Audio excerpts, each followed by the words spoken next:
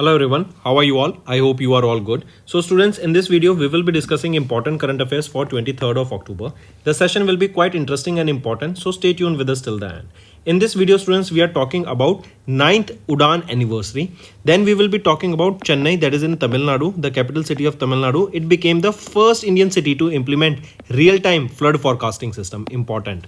Then we will be talking about an MOU that has been signed with Madgaon Dock Shipbuilders Limited to foster submarine export cooperation. Then we will be talking about Uttarakhand AI Impact Summit that was inaugurated recently in Dehradun. All these things and many more will be discussed in this video, students, so stay tuned with us till the end. And students, I want to see maximum likes on this video, and I want all the students watching this video to hit the like button first. Welcome to Affairs Cloud. My name is Vikas Rana.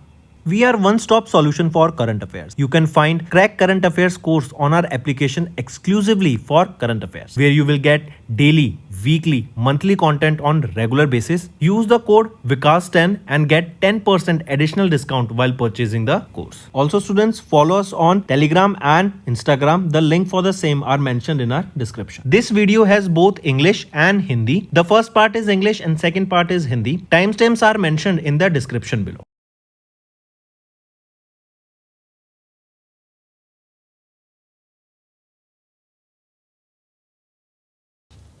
Let's start with national affairs. First is Ministry of Civil Aviation has recently marked the 9th Udan anniversary. What is Udan? Ude Desh Ka Aam Nagrik. This is a regional connectivity scheme, and this will be focusing on providing affordable flight tickets to the citizen of India that will help them to travel between tier 1, tier 2 and tier 3 cities. Most focus will be on tier 2 and tier 3, right? So that affordable connectivity, affordable tickets can be provided, which will enhance the connectivity between them.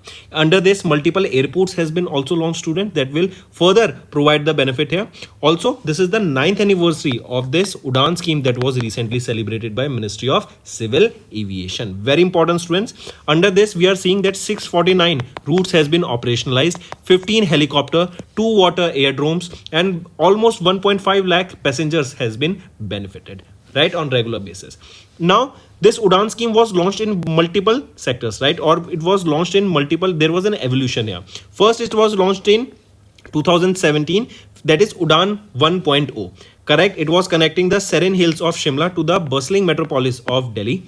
Then Udan 2.0 in 2018, Udan 3 in 2019, then came Udan 4.0 in 2020, and right now it is Udan 5.0 that is working under this phase, that will be focusing on category 2, 20 to 80 seats, and category 3, 80 plus seats aircraft, right? How this will be benefiting me, right? This was implemented in a phase manner, and as the aim suggests that we want to connect the tier 2 and tier 3 cities of India, that will enhance the movement of people, which will further enhance the trade.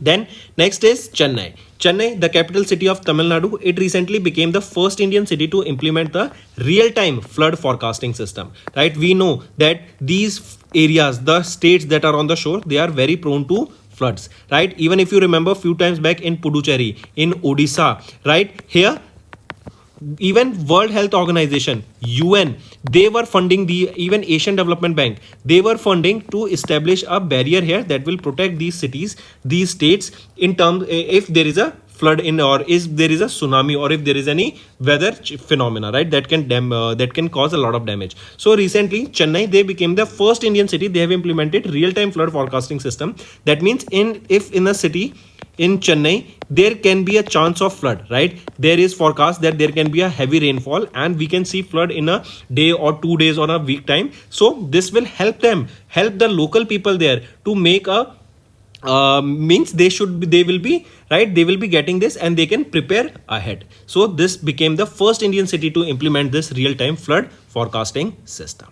Moving on, next, students, Naval Group has signed a memorandum of understanding with Madgaon Dock Shipbuilders Limited to foster submarine export cooperation. See, we have discussed this multiple times that, students, India is now focusing on maritime economy, right? We want to grow this. We want to grow our exports, right? Why? Because we are now manufacturing a lot of goods in India, and for them, if we want to export, our port infrastructure should be of good, right? We should have our ships into the place, right? And now we are seeing focus on submarine also, right? So this naval group, right, that is France-based naval group, they have signed this MOU with India's Madgaon Dock Shipbuilders Limited for advanced Scorpion class submarines to a friendly nation.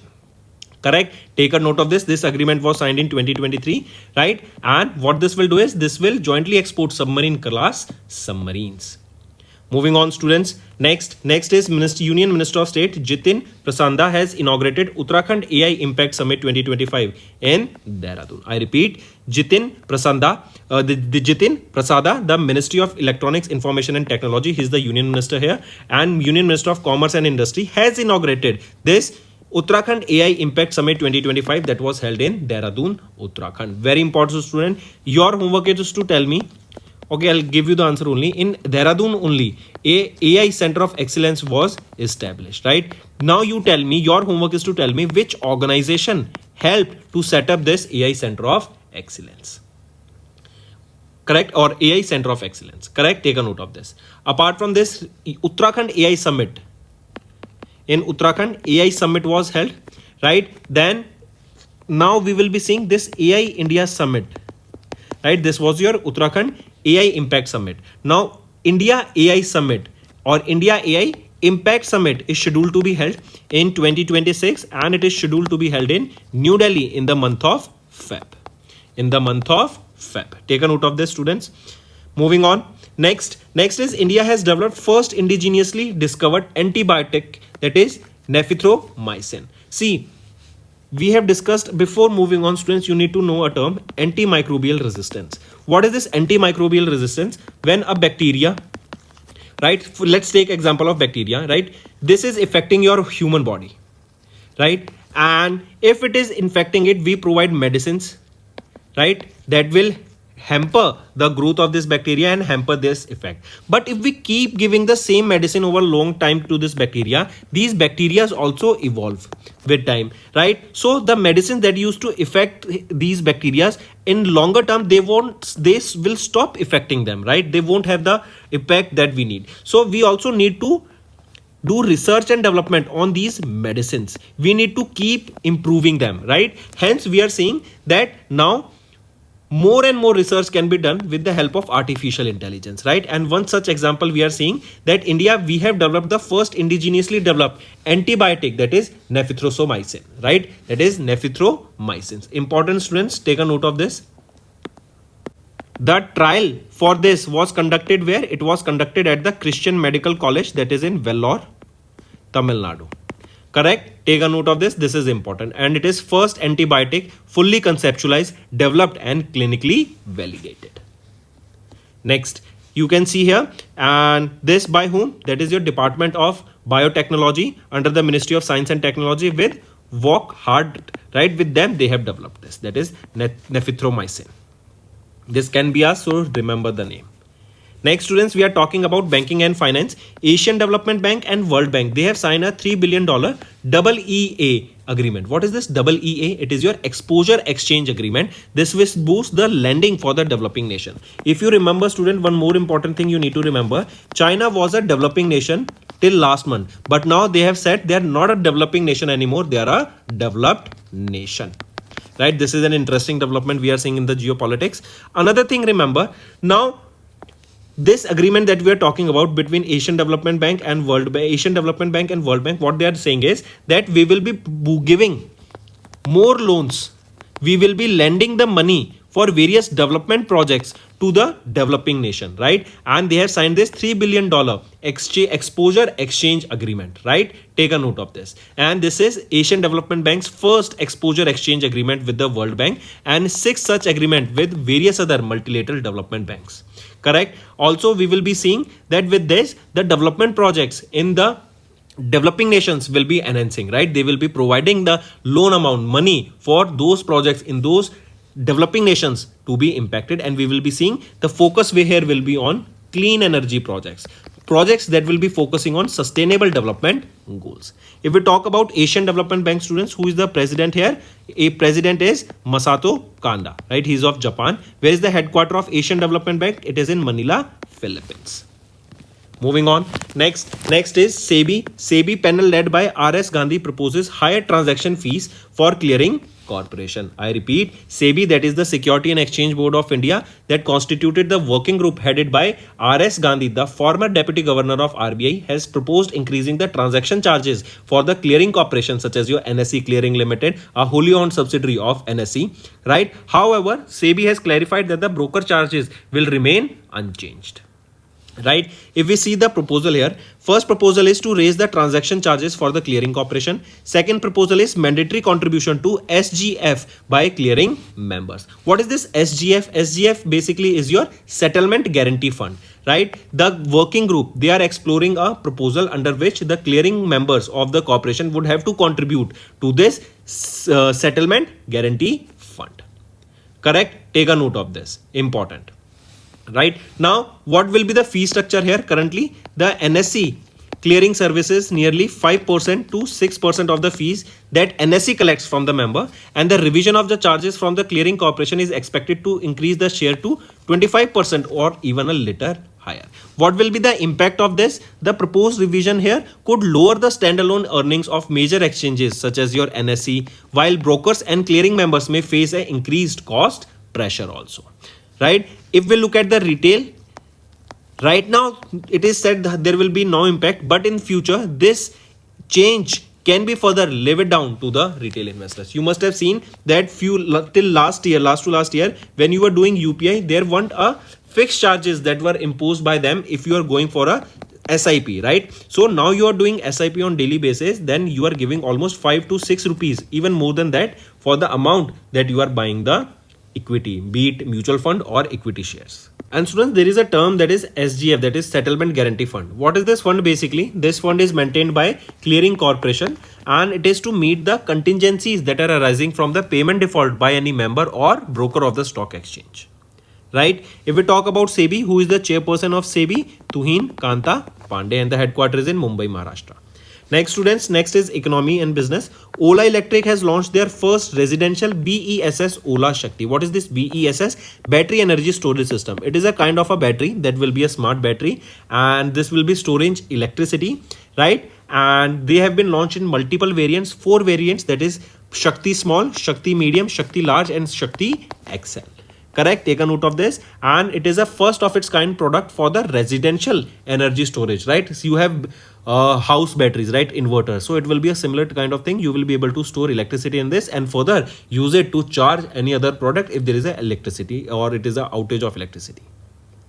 Next is awards and recognition. Ministry of Women, Child and Development has awarded for the outstanding contribution to the implementation of PM Janman, that is Pradhan Mantri Janjati Adivasi Nyay Maha Abhiyan. I repeat, Ministry of Women, Child and Development has been awarded for their exceptional contribution towards the implementation of Pradhan Mantri Janjati Adivasi Nyay Maha Abhiyan scheme. Take a note of this, very important students. This is for their contribution towards this particular scheme. If we talk about this scheme, this was launched in 2023 by Union Cabinet chaired by Prime Minister Narendra Modi with an outlay of 24,000 crore rupees. They are targeting 4 key interventions and 9 line ministries. This particular is to enhance the socio-economic conditions of 75 particularly vulnerable tribal groups that are living in the 18 states and union territories. And this scheme, it has a time period of 3 years. And so far 2000 Anganwadi centers have been made operational under this scheme. So in simple way, to help and make the life of Adivasis, the tribal people, more better, this was launched. Next is students, Justice Pratibha M. Singh. As you can see here in the picture, she has been appointed as the chair of WIPO, World Intellectual Property Organization Advisory Board of Judges. Right, take a note of this. Pratibha Maninder Singh, Pratibha M. Singh, right, of Delhi High Court, was appointed as the chair of the World Intellectual Property Organization Advisory Board of Judges for the term 2025 till 2027. Right, and this is a historic milestone for India as she became the first Indian to head this international body. Next is students, Sanae Takaichi. As you can see here in the picture, she became Japan's first female prime minister. Direct appointment, students, so take a note of it. And she will be succeeding Shigeru Ishiba. Next is students, 2025 World powerlifting championship was held in Cairo, Egypt, right? This was the 11th edition of the World Para Powerlifting Championship, held where? Held in Cairo, Egypt. It was held from 11th to 18th of October, and this is the first ever world championship that was held in Africa. Correct? Very important. Take a note of this. This event took place at the Egypt International Olympic Games city. Here, 573 athletes took part from 17 countries, and China, right? They have secured the top position in the medal tally, right? They are the leading nation in the powerlifting or para powerlifting. Correct? Take a note of the students. And from India, Jobby Matthew has won the bronze in the men's 65 kg legend masters category. Next, here you can see the medal tally. China is leading here, second Nigeria, third Egypt, fourth Iran, and fifth Brazil. Next, students, Goa's Chief Minister Pramod Sawant has unveiled a logo and anthem for the FIDE World Championship. I repeat, it is for the FIDE World Cup, right? This was held where in Panaji, Goa, and Pramod Sawant, the Chief Minister of Goa, has unveiled the official logo and anthem here. India here is hosting this tournament after 23 years, right? This is FIDE World Chess World Cup 2025. Here you can see the logo, 3 taperized panels, that is green, red and yellow is here, and the anthem here is It's Your Move by Daler Mehndi, the famous singer. And where was this held? In Goa, right? Very important. Moving on, students, to Sultan of Johor Cup. Here India has clinched silver after narrow 2-1 loss to Australia. I repeat, Indian junior men's hockey team has clinched a silver medal after losing narrowly by 2-1 to Australia in the final match of the 13th edition of the Sultan of Johor Cup that was held at the Taman Dia Hockey Stadium in Johor Bahru in Malaysia. This marked India's 5th silver at the Sultan of Johor Cup after 2022 or after 2012, 2015, 18 and 19. The tournament took place from 11th to 18th of October, and Great Britain defeated Pakistan by 3-2 in the finish to secure the third position, that is the bronze here. Right? So India has clinched here silver medal. And who won it? It was won by Australia. Next student, important days. Police Commemoration Day observed on 21st of October, and it is to honor the police personnel in India who sacrificed their lives in the line of duty. The day commemorates the martyrdom of 10 policemen who were killed by Chinese troops at the hot spring in Ladakh in 1959. Right? If we talk about CRPF, who is the Director General? Gyanendra Pratap Singh, headquartered in New Delhi, established in 1939. Moving on, students, next is World Iodine Deficiency Day, observed on 21st of October, and this day is observed to annually across the globe on 21st of October to create awareness about iodine and its usage among the people. This day is supported by World Health Organization and UNICEF. Right? It was declared in 2002. So that's all for the day, students. Now it's time for the revision part that will be quite beneficial for you all. India's first AI-powered Pilgrim Integrated Command Control Center was inaugurated where? It was inaugurated at the Tirumala Temple, Andhra Pradesh, and now you can see AI is being used for crowd control, for promoting safety, for promoting queue efficiency, cyber threat, and many more, right? So this AI-powered Pilgrim Integrated Command Center is at Tirumala Temple, that is in Andhra Pradesh. Next, the Ministry of Statistics and Program Implementation released the 4th edition of Children in India 2025. This was during the 29th Conference of Central and State Statistical Organization in Chandigarh, right? This is also the question, students, that which edition of the COC SSO was held in Chandigarh? It was 29th edition, or vis-a-vis the 29th edition was held where? In Chandigarh. So you have to find out the correct statements here given. If we look at the options here, only C option is rightly mentioned, A is wrong and B is wrong. If we talk about India's infant mortality rate, it has decreased from 44 per 1000 live births to 35 in 2023. Not 35, it is 25 here. Now option A is right. If we look at B, India's under 5 mortality rate was estimated at 20 in 2023 compared to 30 in 2022. Right? So it was 29 in 2023 compared to 30 in 2022. Now option B is also right. It is not 20. And C option is already right. Next, which organization released the 8th edition of the Environmental Accounts Report titling Environment Accounting on Forest 2025? This was during the 29th CCSO held in Chandigarh. So, which organization released it? It was released by, we just saw, it is your Ministry of Statistics and Program Implementation. Next, pick out the correct statement regarding India's environmental recognition during the 37th session of UNESCO's International Coordinating Council for the Man and Biosphere Program held in Paris, France. So pick out the correct statement here. If we look at the option here, option A is right and option B is right, C is wrongly mentioned. C is saying that during the session, 30 new biosphere reserves were designated globally across 21 countries, the highest number in 20 years. So during the session, how many new biospheres were added? So during this, 26 new biospheres were designated globally across 21 countries, right? That is highest in 20 years. Take a note of this. Next is, okay, one more thing here, students. From India, it is India's cooled desert biosphere reserve that is in Himachal Pradesh that was included to the UNESCO's World Network of Biosphere Reserve. This is important, right? And this is in Himachal Pradesh. Next, mark the correct statement regarding the projects inaugurated by Prime Minister Narendra Modi in Jasorguda in Odisha. So, mark the correct statement. If we look at the option here, all these three options are rightly mentioned. Next, which of the following companies, institutions are technology partners for BSNL's Swadeshi 4G network launched by Prime Minister Narendra Modi in September? If we look at the option here, it is your, all of them are right, Tejas Network, Center for Development of Telematics and Tata Consultancy Services. Next is, in September, the Maintenance Command of the Indian Air Force signed a memorandum of understanding with which institute for collaborative development projects that are aimed at supporting the sustenance and operational requirements of Indian Air Force. If we look at the option, it is IIT Ropar, right? So, Maintenance Command of the Indian Air Force, they have signed this MOU with IIT Ropar for the collaborative projects that are aimed at supporting the sustenance and operational requirements of the Indian Air Force. Next, which Indian company or which India's defense manufacturing unit was jointly inaugurated by Defense Minister Rajnath Singh and Morocco's Defense Minister Abdelif Ludi in Morocco during September 2025, making this India's first ever defense manufacturing plant in Africa. And it is one of the largest plant there, that is Tata Advanced Systems Limited. Also remember, Tata Advanced Systems Limited, they are launching a plant in Dholera, that is a semiconductor fabrication unit plant. Correct, students? So right option is Tata Advanced Systems Limited, TASL.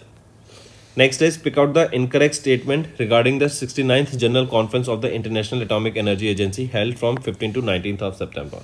If we look at the options here, it is Norway that became the new member state of the IAEA following the approval of the 69th General Conference, bringing the total number of states to 181. Right? Is it so? Is it Norway that we are talking about? So here remember, Maldives became the new member state, not Norway. Maldives became the new member state of International Atomic Energy Agency, and this was the 69th General Conference. Next, identify the company of which RBI has cancelled the certificate of registration due to irregularities in the lending processes. So it is Datta Finance and Trading Private Limited. Because of their irregularities in the lending process, their certification of registration has been cancelled. Next, name the bank that launched industry's first e-rupee person-to-person, that is P2P digital gifting feature on UPI. With this, from 1 to 10,000 rupees, any amount of gift card you can purchase in any number, only it should not exceed 10,000 rupees, right? So it can be any number of cards that you can, these gift cards you can purchase through this e-rupee P2P digital gifting feature, right? Question asked is, which bank has launched this feature? It is Bank of Baroda. They have launched this feature.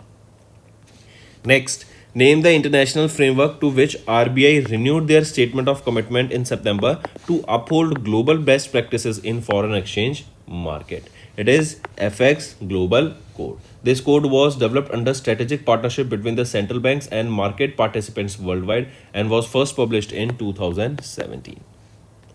Next is, mark the revised minimum net worth requirements that SEBI set for custodians in September 25 to strengthen the risk management system. It is 75 crore rupees. It was earlier 50 crore rupees, that was enhanced to 75 crore rupees, that will strengthen the risk management systems.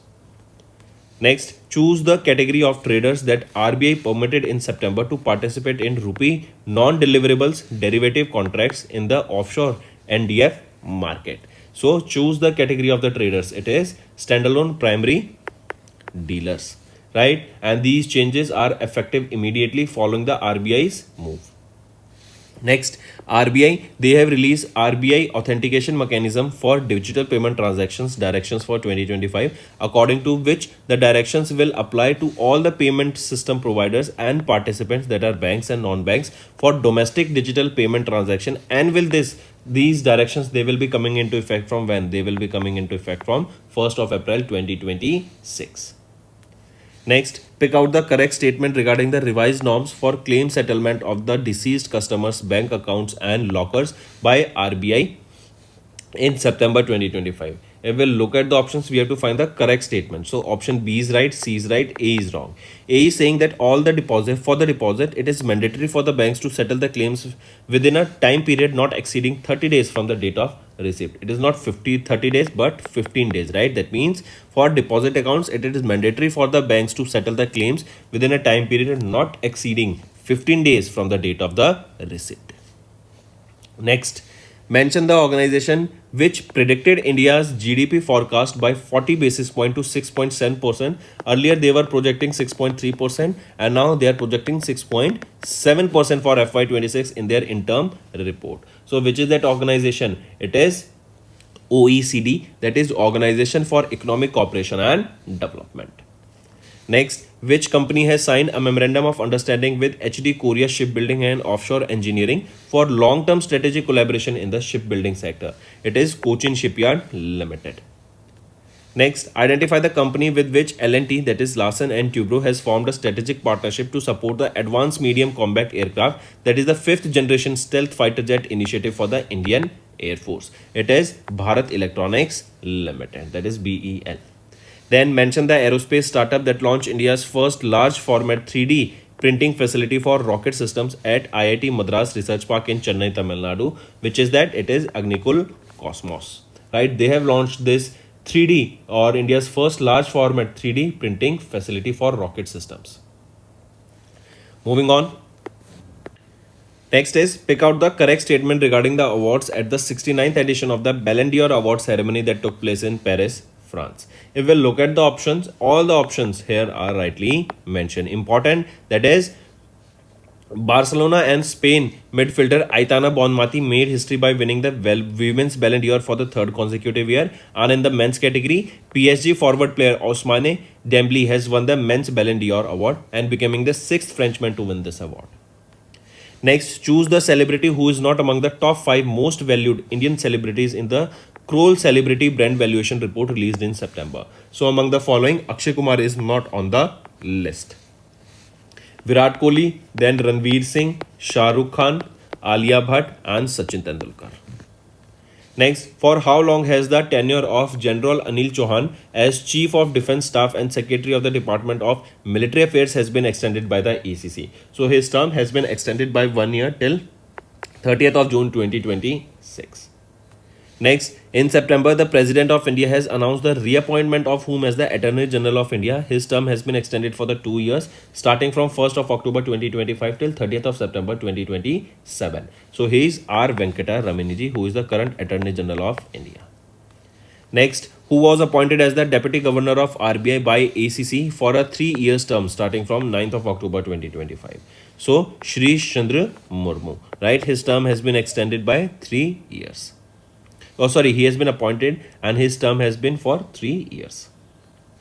Next, DRDO and Strategic Forces Command conducted a successful test launch of which missile from a rail-based mobile launcher at Abdul Kalam Island, Odisha. So this is a first of its kind initiative where the missile was launched through a rocket launcher that was on a rail system, right? And with this, we have now the capacity that we can launch these missiles right from anywhere where the railway lines are provided. Correct? So this, what is the name of that missile that was tested here? It was Agni Prime missile. Next is NASA. They have collaborated with National Oceanic and Atmospheric Administration, that is NOAA, and they have launched 3 missions such as Interstellar Mapping and Accelerator Program, that is IMAP, first. Then second is SWFO L1, that is space weather follow on Lagrange 1 point, and third is your Carithus Geochrona Observatory to study the space weather and their effect on the Earth and space-based technologies. So these are the three missions that we are talking about. That is NASA, they have partnered with the National Oceanic and Atmospheric Administration. Next is, where did Indian Air Force officially retire their iconic Myokan Guvrich, that is MiG-21 fighter jet, in a grand decommissioning ceremony? It was in Chandigarh, and these MiG-21 fighter jets, they will be replaced by whom? This is your homework. Let me know in the comment section that these MiG-21 fighter jets, they will be replaced by which fighter jets. Next, Sudhar System Facility, that is indigenously designed and developed by CSIR's arm Advanced Materials Processes Research Institute of Bhopal, was inaugurated at IMD Delhi. What does R stands for in Sudhar? R here stands for ranging. Next, the 8th level of the Lever Cup was won by Team World by Team Europe. That means Team World has won it by defeating Team Europe in the final. Where was this 8th edition of Lever Cup held? The 8th edition was held in San Francisco, USA. Next, pick out the incorrect statement regarding the Asia Cup held in Dubai International Stadium in UAE. If we look at the options here, we have to find the incorrect statement. B is right, C is right, A is wrong. So our answer is A. A is saying that the Bangladesh has clinched the Asia Cup 2025. No, it is our India. We have won the Asia Cup, right? We defeated Pakistan in the finals here. And this was the 9th time, right? We have won it. Next, what is the name of the new feature launched by the Employer Provident Fund Organization on its member portal in September, allowing subscribers to view a simplified version of their EPF passbook? So what is the new name of this feature? It is Passbook Lite. Next is, who inaugurated the 10th All Indian Conference of Central Administrative Tribunal in September? So B.R. Gawai ji. Next, identify that organization that has won the 2025 Scotch Award for their digital ticketing system in September 2025. So it is Andhra Pradesh State Road Transport Corporation. Next, students, is our homework section. First question is Beti project. This was launched by which organization and why was this Beti project launched? Second question, tell me recently who has been appointed as the executive director of RBI. Third question, who has been appointed as the Chief Executive Officer CEO of Capri Global Capital. Fourth question, recently who won the Nobel Prize in Physics, in Chemistry, and tell me for Peace Prize, Nobel Peace Prize. Then fifth question, students, tell me recently who became the, or tell me recently who named that organization that have launched India's largest privately built multi-sensor Earth observation satellite under the mission Drishti. Right? It was right. Tell me the name of that company, that organization that has launched the India's largest privately built multi-sensor Earth observation satellite under mission Drishti. So these are your 5 homework questions, students. I want to see maximum participation from all the students watching this video. Also, students, I want to remind you again, do follow us on Instagram. Our handle is Affairs Cloud, right? You can search it on Instagram and do follow us on Instagram, students, right? Also, you can follow us on the Instagram. You can follow me. You can search Vikas Rana and you will find my Insta handle. But do follow us on Instagram, students, right? We do post on daily basis there. चलिए start करते हैं students. आज की video में हम 23 अक्टूबर के important current affairs discuss करेंगे. काफी बेनिफिशियल सेशन रहेगा. आज की वीडियो में हम बात करेंगे 9th एनिवर्सरी ऑफ उड़ान स्कीम, जो कि है उड़े देश का आम नागरिक. देन चेन्नई, जो कि कैपिटल सिटी है तमिलनाडु की, ये वो पहली इंडियन सिटी बन गई है जिन्होंने इंप्लीमेंट किया है real time flood forecasting system को. देन एक एमओयू डिस्कस करेंगे जो Mazagon Dock Ship Builders Limited के साथ साइन किया गया सबमरीन एक्सपोर्ट के लिए. एंड देन हम बात करेंगे उत्तराखंड एआई इंपैक्ट समिट 2025 की, जो कि इनॉग्रेट की गई जितिन प्रसाद जी के द्वारा देहरादून में. इन सभी चीजों को डिटेल में डिस्कस करेंगे, तो एंड तक बने रहिएगा. काफी बेनिफिशियल सेशन रहने वाला है आप सभी के लिए. Welcome to Affairs Cloud. My name is Vikas Rana. We are one-stop solution for current affairs. You can find Crack Current Affairs course on our application exclusively for current affairs, where you will get daily weekly, monthly content on regular basis, use the code VIKAS10 and get 10% additional discount while purchasing the course. Also students, follow us on Telegram and Instagram. The link for the same are mentioned in our description. This video has both English and Hindi. The first part is English and second part is Hindi. Timestamps are mentioned in the description below.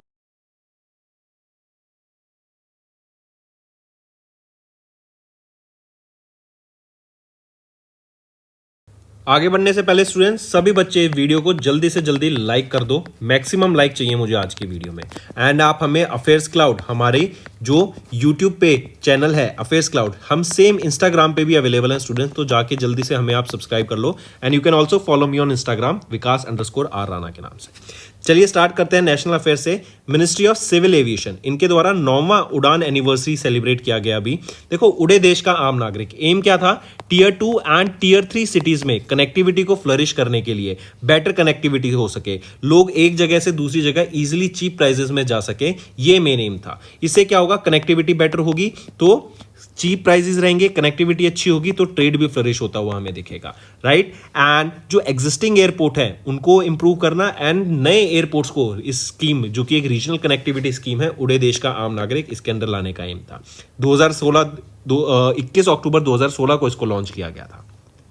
ये भी phases में आई है। जैसे for example देखें तो पहला phase आया उड़ान 1.0, देन उड़ान 2.0, देन उड़ान 3.0, देन उड़ान 4.0 एंड उड़ान 5.0 जो अभी चल रहा है। ठीक है स्टूडेंट्स, मार्क करेंगे। नेक्स्ट आ जाते हैं स्टूडेंट्स फिर चेन्नई। चेन्नई कैपिटल है कहाँ की? तमिलनाडु।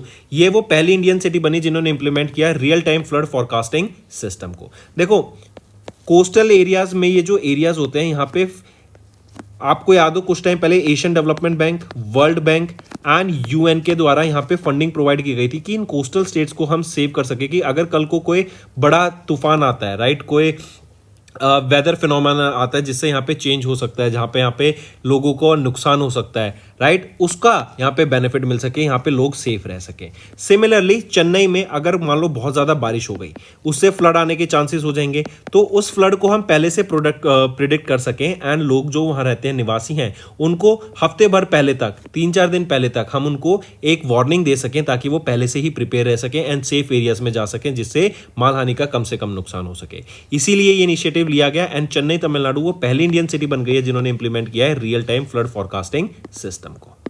नेक्स्ट पे आते हैं स्टूडेंट्स, नेवल ग्रुप। ये नेवल ग्रुप कहां का है? फ्रांस का। इन्होंने अभी एक एमओयू साइन किया है Mazagon Dock Ship Builders Limited के साथ to foster submarine export corporation. मतलब हम देखें तो इंडिया और फ्रांस के बीच में scorpion class submarines, advance scorpion class submarines के ऊपर काम किया जाएगा एंड इनको कहां पे डिलीवर किया जाएगा? To friendly nations, right. एक दोनों कंट्रीज में इन दोनों को यूज किया जाएगा, राइट, इनको बना के इनके ऊपर रिसर्च एंड डेवलपमेंट करके, करेक्ट, जिससे दोनों कंट्रीज की नेवल सिक्योरिटी फ्लरिश होती हुई दिखेगी।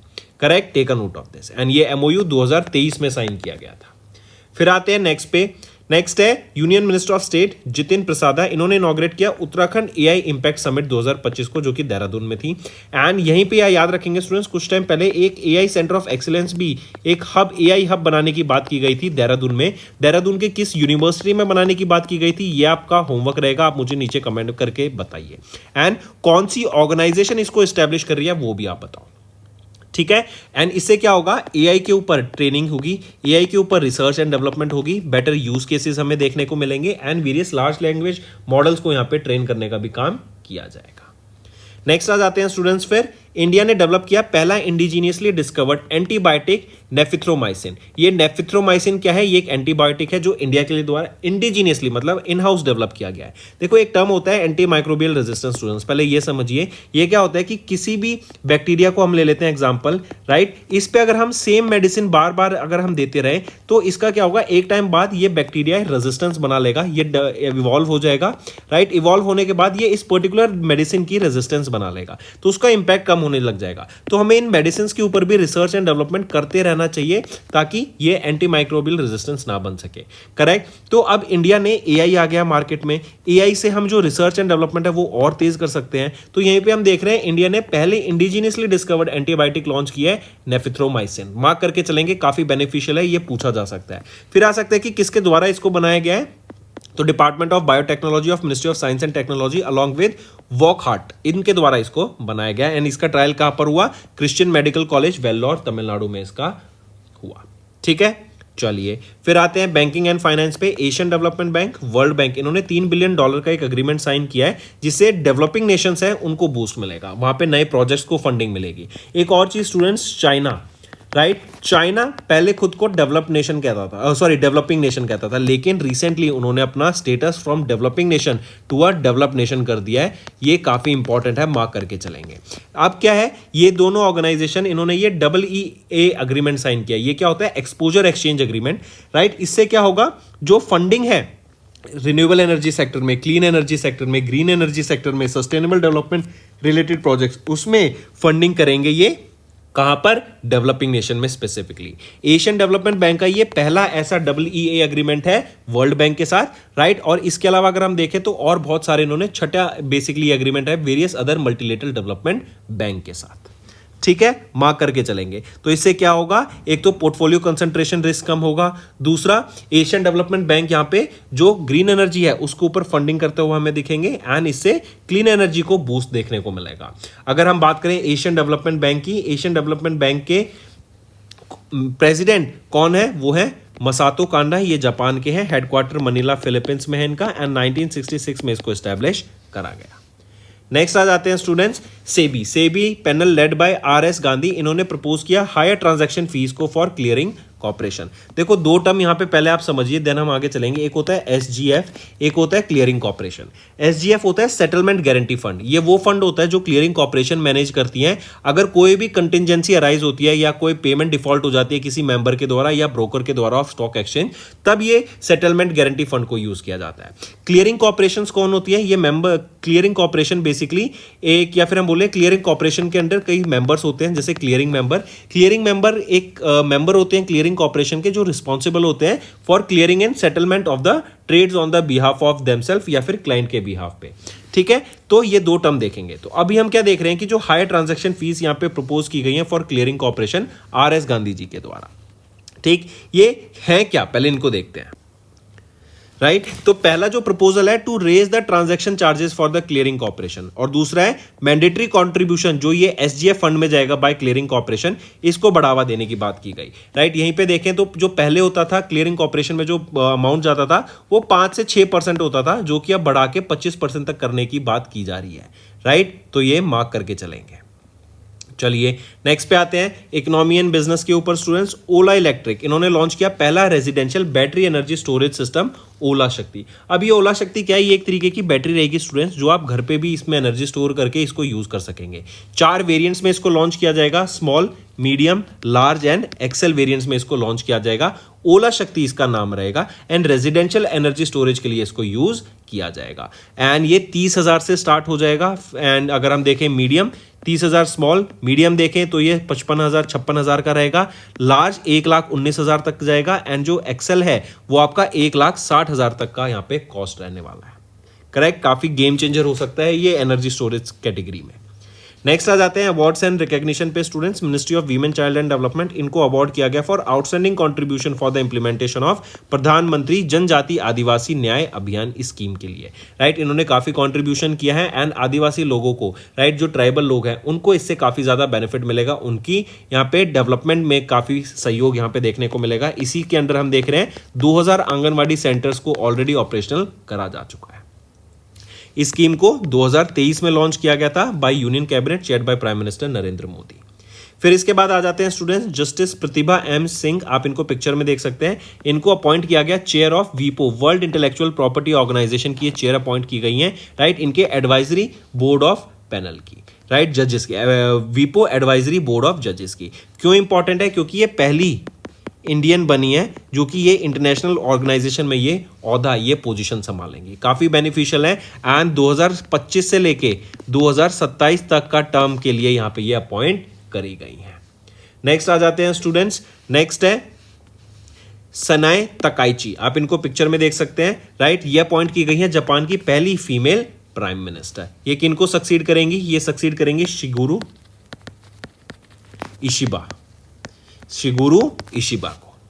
फिर आ जाते हैं इसके बाद 2025 के world para power lifting championship को, जो कि कहां पर हुआ, कायरो इजिप्ट में हमें ये देखने को मिला था। 11 से लेके 18 अक्टूबर तक ये हुआ था एंड ये 11वां एडिशन रहेगा स्टूडेंट्स, ये जरूर मार्क करके चलेंगे, right. Egypt international Olympic game city में ये ऑर्गेनाइज कराया गया था एंड चाइना ने मेडल टैली में यहाँ पे इसको टॉप कर लिया है, मार्क करके चलेंगे। Second Nigeria, third Egypt, 4 Iran and 5th Brazil रहेगा। चलिए इसके बाद आ जाते हैं गोवा के चीफ मिनिस्टर प्रमोद सावंत जी। इन्होंने अनवेल किया लोगो एंड एंथम को फाइट वर्ल्ड कप के लिए, right. Fight chess world cup यहां पे कराया गया, कहां पे, गोवा में। आफ्टर 23 इयर्स इंडिया में ये देखने को मिलेगा। नॉर्थ गोवा में ये इवेंट होगा। 31 अक्टूबर से लेके 27 नवंबर तक ये इवेंट हमें देखने को मिलेगा एंड यहां पे एक एंथम जरूर मार्क करके चलेंगे, ये है इट्स योर मूव, राइट। ये दिलेर मेहंदी जो काफी फेमस सिंगर है, उनके द्वारा ये एंथम दिया गया है एंड इंडिया में ये हमें देखने को मिलेगा स्टूडेंट्स, सो मार्क करके चलेंगे एंथम। इसके बाद आ जाते हैं student Sultan of Johor cup, ये इंडिया में ये भी इवेंट हुआ, right. Sultan of Johor cup and कहां पर हुआ इसका फाइनल, ये मलेशिया में हमें देखने को मिला एंड इंडिया ने यहाँ पे सिल्वर जीता है, मतलब सेकंड पोजीशन पे आए हैं। ऑस्ट्रेलिया यहाँ पे टॉप किया, ऑस्ट्रेलिया से हम हार गए थे फाइनल्स में। ये हॉकी से रिलेटेड इवेंट है। क्वेश्चन आ जाएगा कि सुल्तान ऑफ जौहर कप किस स्पोर्ट से रिलेटेड है, तो ये हॉकी से रिलेटेड है, राइट। एंड इसका भी 13वां एडिशन देखने को हमें मिला था, जहां पर किसने जीता, ऑस्ट्रेलिया ने इसको जीत लिया है एंड सिल्वर एंड इंडिया ने, ऑस्ट्रेलिया ने जीत लिया गोल्ड। सिल्वर किसके पास है, इंडिया के पास। एंड फिर यहीं पे देखें ग्रेट ब्रिटेन, इनके पास गोल्ड ब्रॉन्ज मेडल रहेगा। मूविंग ऑन स्टूडेंट्स, नेक्स्ट आ जाते हैं फिर इंपॉर्टेंट डेज पे। पुलिस कमेमोरेशन डे 21 अक्टूबर को ऑब्जर्व किया जाता है एंड पुलिस लोगों, जो पुलिस पर्सनल्स होते हैं, उन्होंने जो अपनी लाइफ सेक्रीफाइस की, right, in the line of duty, उनको ऑनर करने के लिए डे ऑब्जर्व किया जाता है। सीआरपीएफ की अगर मैं बात करूं, सीआरपीएफ के डायरेक्टर जनरल कौन रहेंगे, वो हैं ज्ञानेंद्र प्रताप सिंह। फिर इसके बाद आ जाते हैं वर्ल्ड आयोडीन डेफिशिएंसी डे, 21 अक्टूबर को ऑब्जर्व किया जाता है। आयोडीन की डेफिशिएंसी के बारे में अवेयरनेस क्रिएट कराने के लिए ये डे ऑब्जर्व किया जाता है। World Health Organization and UNICEF के द्वारा इसको ऑब्जर्व करा जाता है। 2002 में इसको डिक्लेयर करा गया था। आयोडीन की डेफिशिएंसी से क्या होता है, गॉइटर, जिसको हम देसी भाषा में गंठू भी कहते हैं, राइट। तो गॉइटर को ना, और ये गॉइटर डेफिशिएंसी किससे होता है, आयोडीन की डेफिशिएंसी से। आप होमवर्क में मुझे बताओ आयरन की डेफिशिएंसी से कौन सी बीमारी देखने को मिलती है, एंड अगर प्रोटीन की डेफिशिएंसी हो जाए या प्रोटीन एक्सेस में हो जाए बॉडी में, तब क्या डेफिशिएंसी होती है। ये दो आपके होमवर्क क्वेश्चन रहेंगे, कमेंट करके जरूर बताना। इसके बाद आ जाते हैं स्टूडेंट्स रिवीजन पार्ट पे, जिससे आपकी लर्निंग और स्ट्रांग होगी। चलिए स्टार्ट करें। Pick out the wrong statement regarding the All India Induction Furnace Association steel 2025, जो की थी स्टील महाकुंभ। क्वेश्चन आ जाएगा स्टील महाकुंभ हुआ कहां पर, मुंबई महाराष्ट्र में हमें देखने को मिला था। इसमें से पूछा है रॉन्ग स्टेटमेंट बताओ अमंग द फॉलोइंग, तो इसमें से गलत कौन सा है, वो है souvenir refers to the formal awards presented to sustainable steel manufacturers during the event. तो सोवेनियर्स होता क्या है, राइट, ये एक पब्लिक कॉम्प्रिहेंसिव पब्लिकेशन है जो कि आपके इवेंट्स को, इंडस्ट्री लीडर्स की इंसाइट्स को, पार्टिसिपेंट्स को, इनोवेशंस को, टेक्नोलॉजीज को हाईलाइट करती है। तो ये एक तरीके का अवार्ड नहीं है, ये एक तरीके की पब्लिकेशन है।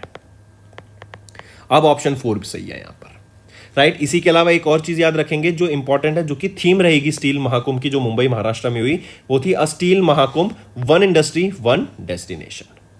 Next, on 23rd of September prime minister Narendra Modi इन्होंने मार्क किया 7th anniversary of Ayushman Bharat योजना, जो कि वर्ल्ड की लार्जेस्ट हेल्थ एश्योरेंस स्कीम रहेगी। तो ये आयुष्मान भारत योजना किसके अंडर ऑपरेट करती है, ये ऑपरेट करती है under the ministry of health and family welfare, right. And इसको पहले हम एक नाम से जानते थे, जो कि national health pension protection scheme, right. And इस स्कीम को लॉन्च किया गया था 23 सितंबर, आयुष्मान भारत को लॉन्च किया गया था 23 सितंबर 2018 में रांची, झारखंड में।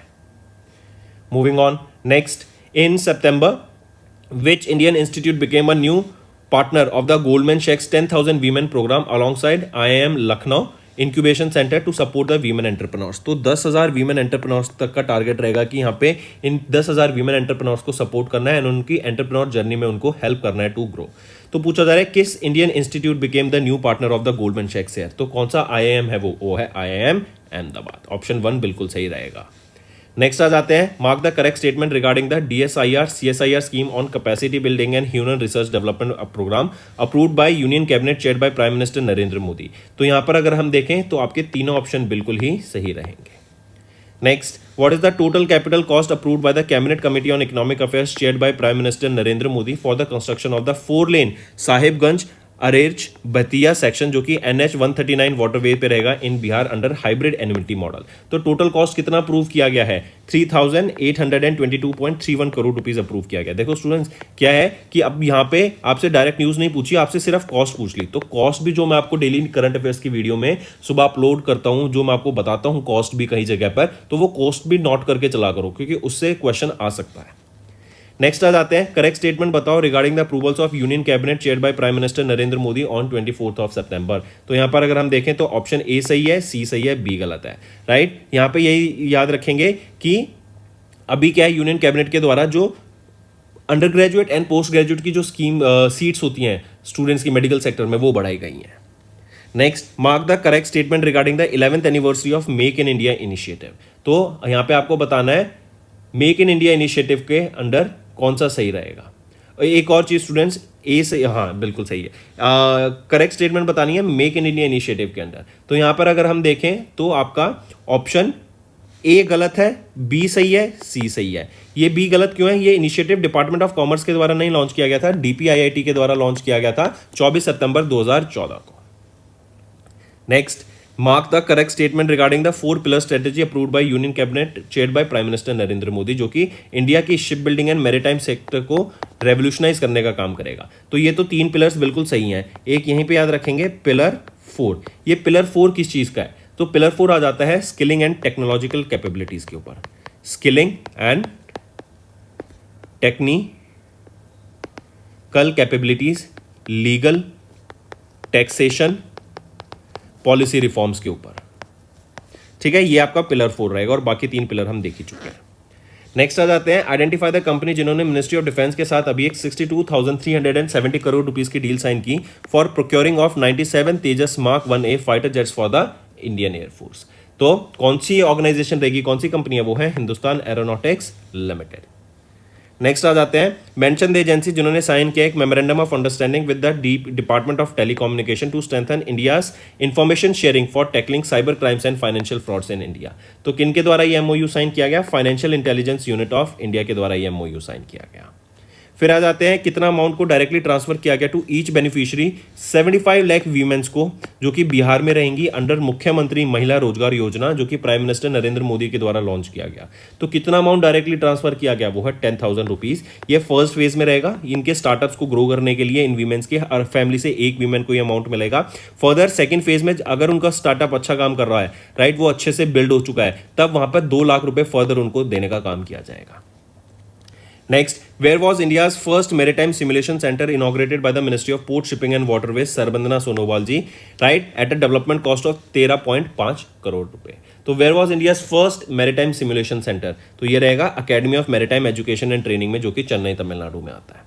नेक्स्ट आ जाते हैं, करेक्ट स्टेटमेंट बताओ regarding prime minister Narendra Modi's visit to Rajasthan for the development projects worth 1.22 lakh crore rupees. तो मार्क द करेक्ट स्टेटमेंट। तो तीनों ऑप्शन यहां पर बिल्कुल ही सही रहेंगे, take a note of it.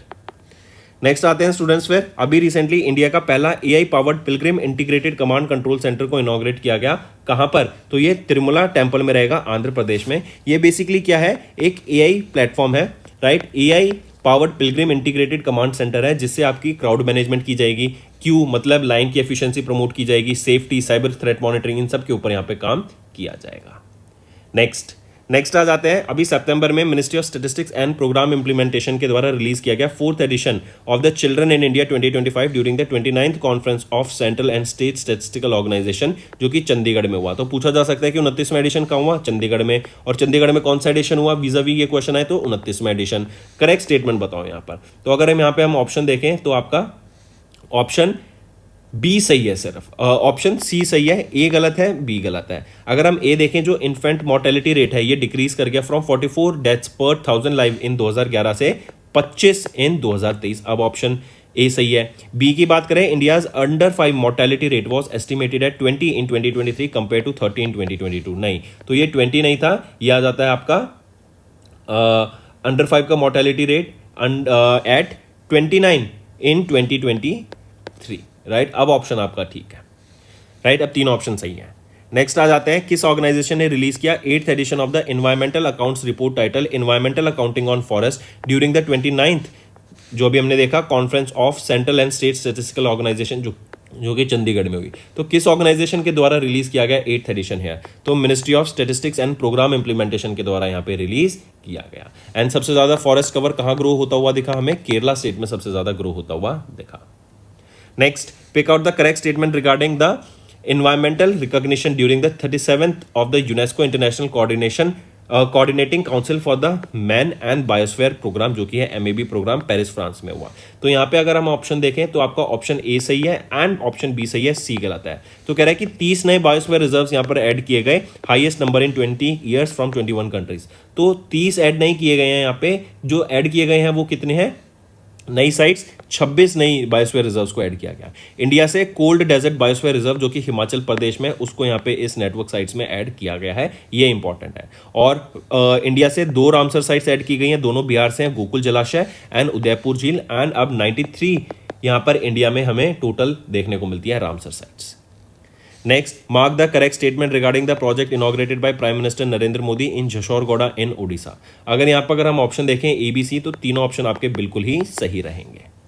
Next, which of the following companies institutions are technology partners of BSNL स्वदेशी 4G network launched by prime minister Narendra Modi. तो अगर ऑप्शन देखें तो तीनों ऑप्शन बिल्कुल ही सही रहेंगे। नेक्स्ट, अभी maintenance command of the Indian air force, इन्होंने एक MOU साइन किया किस इंस्टीट्यूट के साथ? For the collaborative development projects aimed at supporting the sustenance and operational requirements of the Indian air force. तो वो है IIT रोपड़। नेक्स्ट, किस इंडियन कंपनी के डिफेंस मैन्युफैक्चरिंग यूनिट ने अभी इनॉग्रेट किया मोरक्को में एक डिफेंस मैन्युफैक्चरिंग प्लांट को, राइट? एंड ये राजनाथ सिंह के द्वारा जो आके वहां पे इसको इनॉग्रेट किया गया। तो ये कौन सी कंपनी रहेगी? ये है टाटा एडवांस सिस्टम्स लिमिटेड। एक और चीज याद रखेंगे, Tata advance systems limited Dholera में, जो कि गुजरात में है, वहां पे एक सेमीकंडक्टर मैन्युफैक्चरिंग फैब्रिकेशन यूनिट को एस्टेब्लिश कर रहा है। नेक्स्ट आ जाते हैं students, pick out the incorrect statement regarding the 69th general conference of the international atomic energy agency, जो कि 15 से 19 सितंबर तक हुई। यहाँ पे अगर हम देखें तो इनकरेक्ट स्टेटमेंट हमें बताना है, तो ऑप्शन 5 हमारा बिल्कुल सही आंसर है, जो कि इनकरेक्ट है, बाकी सारे ऑप्शन सही हैं। यहाँ पे नॉर्वे नया मेंबर बन गया ऑफ द IAEA, तो नहीं, नॉर्वे नया मेंबर नहीं बना है। नया मेंबर कौन सा बना है? वो है मालदीव्स।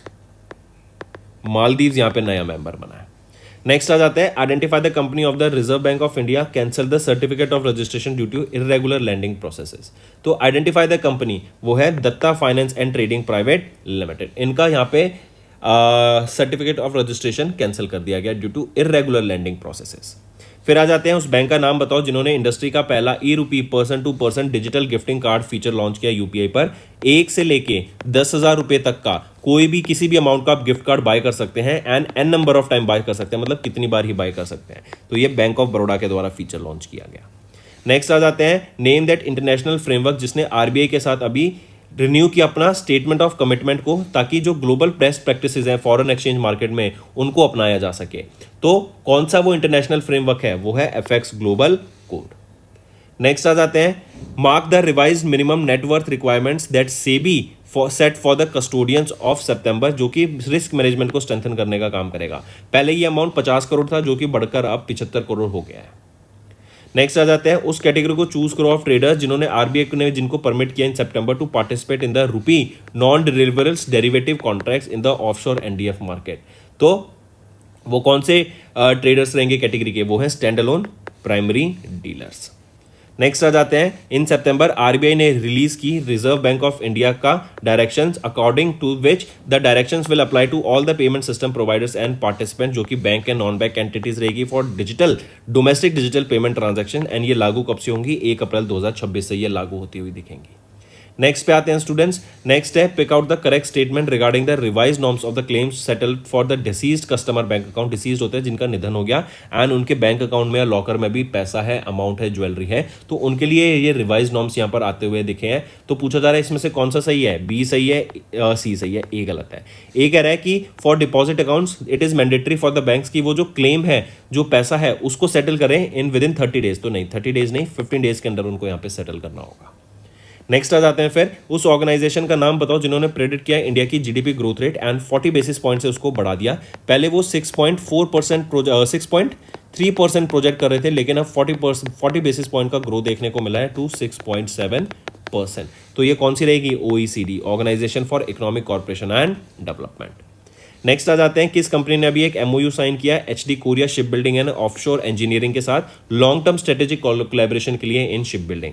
तो ये है कोचिन शिपयार्ड लिमिटेड के द्वारा ये अभी अग्रीमेंट एक एमओयू साइन किया गया। फिर आ जाते हैं, किस कंपनी ने अभी एल&टी के साथ एक स्ट्रेटेजिक पार्टनरशिप करी to support the advance medium combat aircraft 5th generation stealth fighter jets को बनाने के लिए फॉर द इंडियन एयरफोर्स। तो वो कौन सी रहेगी? भारत इलेक्ट्रॉनिक्स लिमिटेड BEL के द्वारा। नेक्स्ट, उस एयरस्पेस कंपनी का नाम बताओ जिन्होंने लॉन्च किया इंडिया का पहला large format 3D printing facility को रॉकेट सिस्टम्स के लिए at IIT Madras research park में, जो कि चेन्नई तमिलनाडु में है। तो अग्निकुल कॉस्मोस के द्वारा ये पहली large format 3D printing facility को यहाँ पे लॉन्च किया है रॉकेट्स के लिए। Next, pick out the correct statement regarding the awards at the 69th edition of the Ballon d'Or award ceremony, जो कि पेरिस फ्रांस में हुई। तो यहाँ पे अगर हम देखें तो कौन कौन से ऑप्शन सही हैं, तो अगर देखें हम तो ऑप्शन A B C तीनों ही सही हैं। ए कह रहा है कि PSG के फॉरवर्ड प्लेयर ओस्माने डेम्बले इनको मेंस बैलन ड'ॉर अवार्ड से सम्मानित किया गया, बिल्कुल सही। देन बार्सिलोना क्लब की एंड PSG क्लब है, बार्सिलोना क्लब है। तो and Spain midfielder Aitana Bonmati, इन्होंने हिस्ट्री क्रिएट कर दी by winning the women's Ballon d'Or award for the 3rd consecutive year, मतलब तीसरी बार लगातार इनको यहाँ पे जीता गया। Next, choose the celebrity who is not among the top 5 in the most valued Indian celebrities in the crawl celebrity brand valuation report. अगर यहाँ पर हम देखें तो अक्षय कुमार इस लिस्ट में नहीं आते, जो कि हमारे आंसर है। टॉप पे हैं विराट कोहली, फिर आ जाते हैं Ranveer Singh, Shahrukh Khan, Alia Bhatt and Sachin Tendulkar. Next, for how long has the tenure of general Anil Chauhan as the chief of defence staff and secretary of the department of military affairs extended by the ACC in September. तो 2 साल के लिए इनको यहाँ पे एक्सटेंशन मिला है, 1 साल का इनको एक्सटेंशन मिला ऑलमोस्ट 30 मई 2026 तक। मूविंग ऑन, नेक्स्ट पे आते हैं, अभी प्रेसिडेंट ऑफ इंडिया ने अनाउंस किया reappointment of attorney general of India for 2 more years. 1 अक्टूबर 2025 से इनका टर्म स्टार्ट होगा, 30 सितंबर 2027 तक ये इनका टर्म रहेगा। ये कौन है? ये है R वेंकटा रमनी जी, जो कि current attorney general of India है। नेक्स्ट आ जाते हैं, किनको अपॉइंट किया गया as the deputy governor of RBI by ACC for 3 years starting from 9 October 2025। कौन है वो है श्रीश चंद्र मुर्मू जी। नेक्स्ट, अभी defence research and development organisation, जो कि DRDO है, इन्होंने अभी स्ट्रेटेजिक फोर्स कमांड के साथ कंडक्ट करा सक्सेसफुल ट्रायल्स। किसका? एक रेल बेस्ड मोबाइल लॉन्चर का। ये रेल बेस्ड मोबाइल लॉन्चर क्या है कि जहां पे भी आपकी ट्रैक्स होंगी ना, वहां पे ये रेल बेस्ड मोबाइल लॉन्चर आपका इजीली, बेसिकली हम बोलें तो ट्रेन से यहाँ पर एक मिसाइल लॉन्च की गई, ट्रेन बेस्ड मोबाइल लॉन्चर से यहाँ पे मिसाइल लॉन्च की गई। ये बेनिफिट क्या प्रोवाइड करता है कि जहां पे भी इंडिया में रेलवे ट्रैक्स होंगे ना, हम वहां से जाके ये मिसाइल्स को लॉन्च कर सकते हैं। ये कौन सी है? ये है अग्नि प्राइम मिसाइल को टेस्ट किया गया, अब्दुल कलाम आइलैंड उड़ीसा से इसको लॉन्च किया गया। नेक्स्ट, नासा, इन्होंने भी कोलैबोरेट किया national oceanic and atmospheric organisation के साथ NOAA के साथ 3 मिशंस के लिए। ये है IMAP, जो कि है interstellar mapping and acceleration probe. दूसरा आ जाता है आपका स्पेस वेदर फॉलो ऑन लैंग्वेज 1 पॉइंट, राइट। एंड तीसरा मिशन आ जाता है आपका कैरेथ्रस जियो कोरोना ऑब्जर्वेटरी। ये स्टडी करेगा स्पेस वेदर को and effects of it on weather on earth and space based technologies पे, कि जो स्पेस वेदर का जो क्या इफेक्ट हो सकता है हमारे अर्थ पर, स्पेस वेदर टेक्नोलॉजीज पर, उस पर ये स्टडी करने की ये 3 मिशन के लिए यहाँ पे अभी ये पार्टनरशिप हमें देखने को मिला। नेक्स्ट आ जाते हैं, कहां पर इंडियन एयरफोर्स ने ऑफिशियली रिटायर किया MiG-21 फाइटर जेट को। तो चंडीगढ़ में ये सेरेमनी हुई थी जहां पे इनको रिटायर किया गया। आपका होमवर्क है कि MiG-29 को वो कौन सा फाइटर जेट है जो कि रिप्लेस करेगा, राइट। ये है आपका होमवर्क। नेक्स्ट, सितंबर में सोडार सिस्टम फैसिलिटी, जो कि एक इंडिजिनियसली डिजाइन एंड डेवलप्ड है by CSIR's arm advance materials process research institute में ऑफ भोपाल, इसको इनॉग्रेट किया गया IMD दिल्ली में। What does R stands for in sodar? Sodar की फुल फॉर्म क्या है? बेसिकली ये आपसे पूछी जाइए, ये क्वेश्चन में भी पूछा जा सकता है। ये है sound detection and ranging. I repeat, sound detection and ranging. तो R क्या आ जाता है? रेंजिंग। नेक्स्ट, अभी 8वां एडिशन हमें देखने को मिला ऑफ द लेवर कप, जो कि जीता गया टीम वर्ल्ड के द्वारा ओवर टीम यूरोप। तो टीम वर्ल्ड ने जीत लिया टीम यूरोप को फाइनल में हरा के। यह 8वां एडिशन था लेवर कप का। टेनिस में खेला जाता है ये इवेंट, या फिर टेनिस से बिलोंग करता है ये इवेंट। पूछा जा रहा है ये कहाँ खेला गया था, तो सैन फ्रांसिस्को USA में ये खेला गया था। नेक्स्ट आ जाते हैं फिर, इनकरेक्ट स्टेटमेंट बताओ रिगार्डिंग द एशिया कप जो अभी हुआ था। इंडिया ने ये ऑप्शन ए हमारा गलत है, जो कि आंसर है। बांग्लादेश ने नहीं जीता, इंडिया के द्वारा यहाँ पे ये एशिया कप जीता है, men's Asia cup for the 9th time, Pakistan को फाइनल में हराकर। नेक्स्ट आ जाते हैं, what is the name of the new feature जो कि एम्प्लॉयज प्रोविडेंट फंड ऑर्गेनाइजेशन के द्वारा लॉन्च किया गया है। EPF पासबुक को इजीली सिंप्लीफाइड वर्जन यहाँ पे लॉन्च करने के लिए, कि दिख जाए कि पैसा कितना आपके अकाउंट में। तो पासबुक लाइट ये फीचर यहाँ पे लॉन्च किया। नेक्स्ट आ जाते हैं, किन्होंने इनॉग्रेट किया 10वां all India conference of the central administrative tribunal, किनके द्वारा लॉन्च किया गया, बी आर गवाई जी के द्वारा इसको इनॉग्रेट किया गया। नेक्स्ट, आइडेंटिफाई द ऑर्गेनाइजेशन जिन्होंने 2025 के स्कॉच अवार्ड जीते फॉर डिजिटल टिकटिंग सिस्टम। तो ये है कौन सी, Andhra Pradesh state road transportation corporation, transport corporation, right. इन्होंने यहाँ पे ये 2025 का स्कॉच अवार्ड जीत लिया फॉर डिजिटल टिकटिंग सिस्टम के लिए। नेक्स्ट आ जाते हैं, आइडेंटिफाई द WHO का इनिशिएटिव जिन्होंने इंडक्ट किया सिंगापुर के healthier east at SG initiative को, जो हेल्दी एजिंग को प्रमोट करता है through better housing, transport, health care, social participation and community inclusion. तो ये कौन सा ऑर्गेनाइजेशन रहेगा, ये है global network for age friendly cities and communities. Next, mention that company जिन्होंने पार्टनर किया एनवीडिया के साथ in September to deploy at least 10 gigawatts of AI infrastructure for next generation AI models. ये है open AI, right. Open AI के CEO कौन है, Sam Altman. Next, किन्होंने lead किया इंडियन ओलंपिक एसोसिएशन को during the India's formal submission of 2030 Commonwealth games hosting proposal in London. तो India के द्वारा यहाँ पे प्रपोजल दिया गया था कि हम 2030 के कॉमनवेल्थ गेम एंड 2036 के ओलंपिक गेम्स को होस्ट करना चाहते हैं अहमदाबाद गुजरात में। इसका प्रपोजल किसके द्वारा सबमिट किया गया था, PT उषा जी के द्वारा सबमिट किया गया था, फॉर्मल सबमिशन। नेक्स्ट, अभी इंटरनेशनल क्रिकेट काउंसिल इन्होंने सस्पेंड कर दी membership of USA cricket due to repeated governance failure and एक प्रॉपर फंक्शनल स्ट्रक्चर बनाने के लिए ये कामयाब नहीं हुए थे, इसीलिए इनको यहाँ पे सस्पेंड कर दिया गया।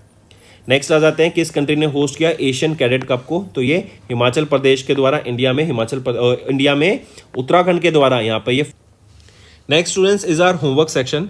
First question is Beti project, this was launched by which organisation and why was this Beti project launched. Second question, tell me recently who has been appointed as the executive director of RBI. Third question, who has been appointed as the chief executive officer CEO of Capri Global Capital. Fourth question, recently who won the Nobel Prize in physics, in chemistry, and tell me for peace prize, Nobel Peace Prize. Then fifth question, students, tell me recently who became the, or tell me recently who named that organization that have launched India's largest privately built multi-sensor Earth observation satellite under the mission Drishti. Right? It was right. Tell me the name of that company, that organization that has launched the India's largest privately built multi-sensor Earth observation satellite under mission Drishti. So these are your 5 homework questions, students. I want to see maximum participation from all the students watching this video. Also, students, I want to remind you again, do follow us on Instagram. Our handle is Affairs Cloud, right? You can search it on Instagram and do follow us on Instagram, students, right? Also, you can follow us on the Instagram, you can follow me, you can search Vikas Rana and you will find my Insta handle. But do follow us on Instagram, students, right? We do post on daily basis there.